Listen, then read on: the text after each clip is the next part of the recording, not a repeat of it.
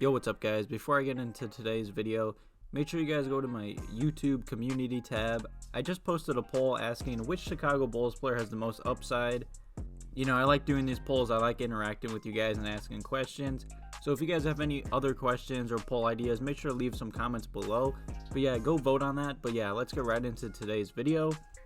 So recently, there's been a lot of rumors about the NBA possibly canceling the season and possibly just like changing the start date and the end date of the season. I saw a lot of rumors about the NBA has discussed starting around Christmas time and ending late into the summer, you know, and I saw that Woj tweeted out a lot of owners are hoping that the restarting of the season happens before July. So for all we know, the Chicago Bulls season could be over if the season comes back and they just start the playoffs. So let's look at who's in and who's out this offseason. You know, this is nothing more than just my opinion and my predictions. You know, I'd like to hear your guys' below, so make sure you leave some comments below. But you know, I'm just going to start out with our free agents, and then I'll do every player, and I'm going to be grading the players as well. You know, the first player I'm going to talk about is Otto Porter Jr.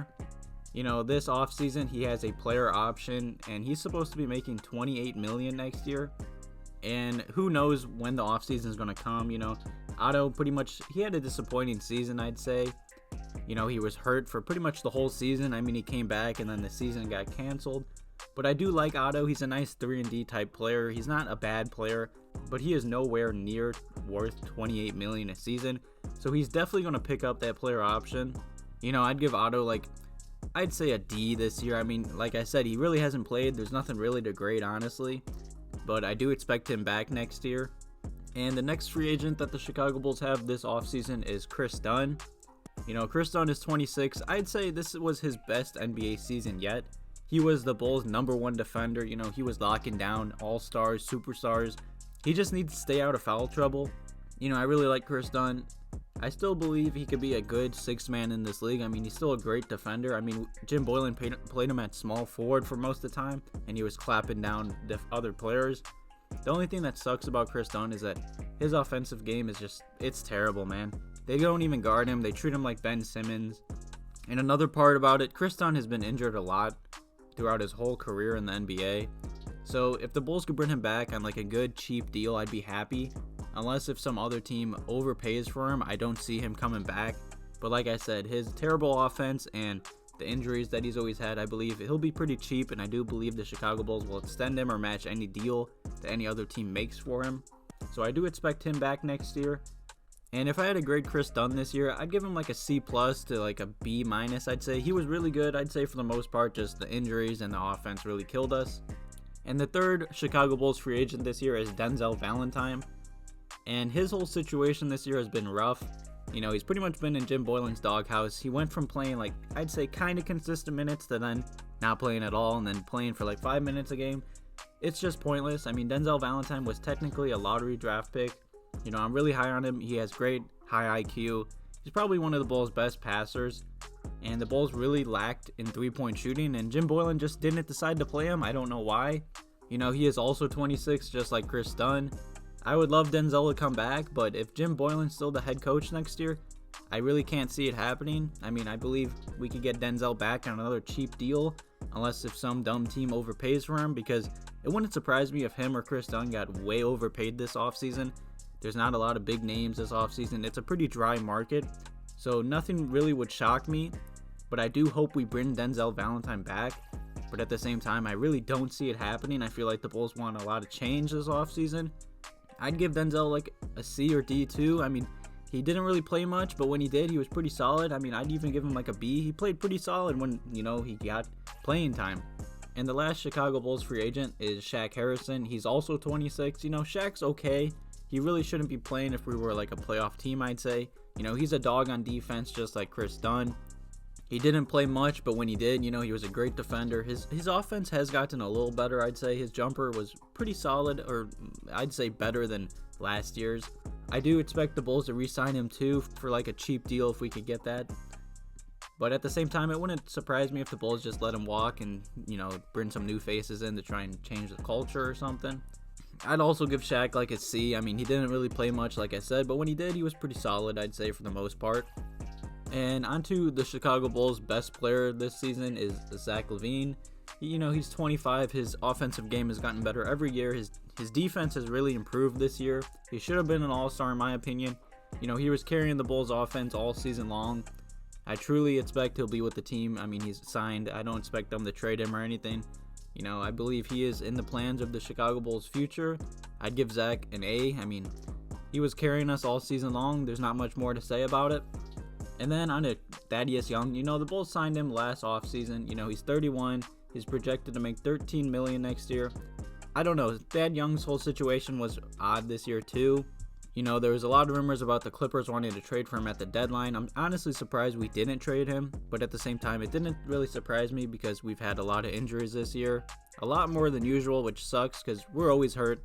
It wouldn't surprise me if the Bulls, shopped Thad Young this offseason or even traded him for like a young player or a draft pick. Thad Young was pretty consistent for the most part. He was a nice backup. He started a few games because of injuries. I'd say he's a good veteran for our team. He's not making that much. 13 million, it's a little bit much, but it's okay for a veteran. So I wouldn't be mad if he's on our roster next year. But at the same time, it wouldn't surprise me if we traded him. If I had to grade him for this year, I'd give him like a B, B-, B+ at max.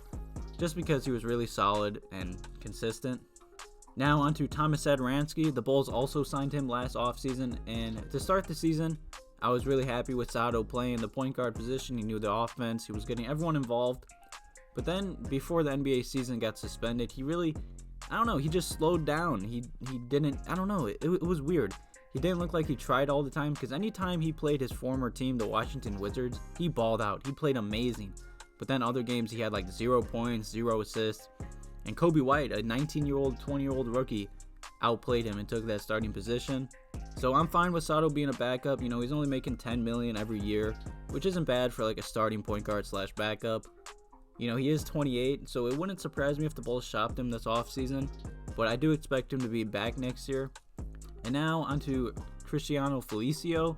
Who even cares, man? I mean, give him an F. He did nothing. Even when he was playing, he wasn't really solid. I mean, I'd say he had a few solid games, but he's not worth $8 million a year. I hope the Bulls cut him or like extend his contract and like slowly cut him or do whatever they got to do. Just get this man off the roster. He's not an NBA player. And now on to Coby White. He's 20 years old. He has super high upside. I believe he's going to be a superstar in this league. He's super fast. He's super athletic. His jumper is wet. He was playing better than John Morant and Zion Williamson for a little bit before the NBA season got suspended.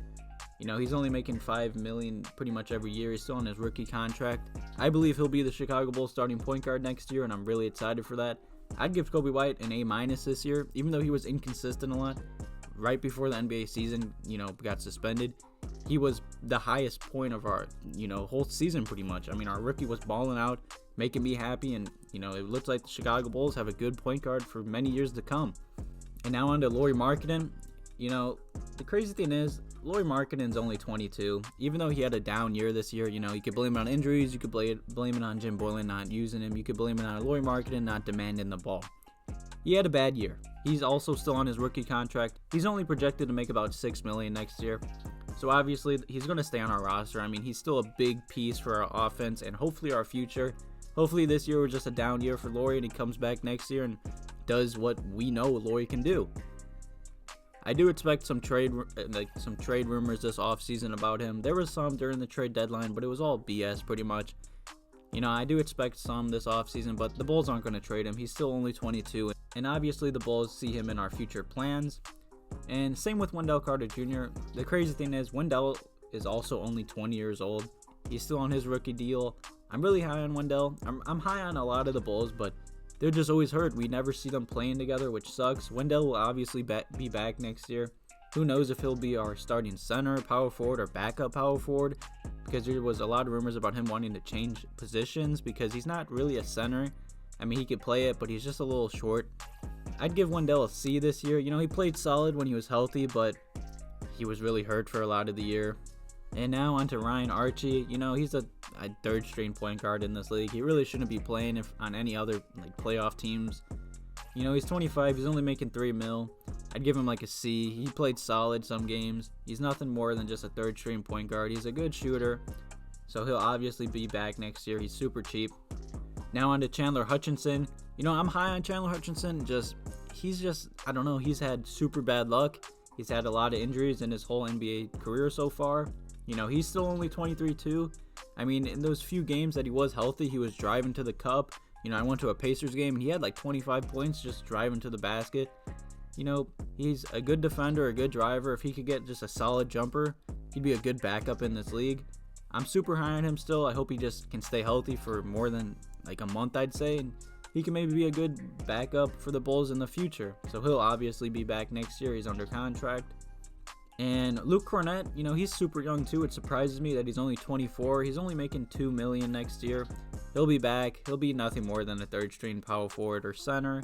He won't really play much unless injuries happen again. And on to the last player, Daniel Gafford. Of course he'll be back. The Bulls just drafted him. He's only 21. He's projected to make like $1.5 million next year. I truly expect he'll be the Chicago Bulls backup center. I mean, maybe starting center if he continues to grow and improve for many years to come. You know, Daniel Gafford is a monster down low. He was blocking shots left and right.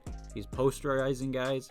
He reminds me a lot of Joakim Noah. He plays at 110% every time he's on the court. I really like Daniel Gafford. I'm high on him as well. He just needs to learn how to stay out of foul trouble and play smarter at times. But hey, he's only 21 and I'm really excited for his future as well. But yeah, that's pretty much all the Chicago Bulls players. I don't expect a big offseason. Just Otto Porter Jr. is going to accept his player option. Hopefully resign Kris Dunn, Denzel Valentine, maybe sign a few more veterans. Maybe trade Thad Young or Tomas Satoransky or Felicio if we can. Make sure to leave some comments below who you guys think is in and out this offseason. Thank you guys for watching this video. Have a good one.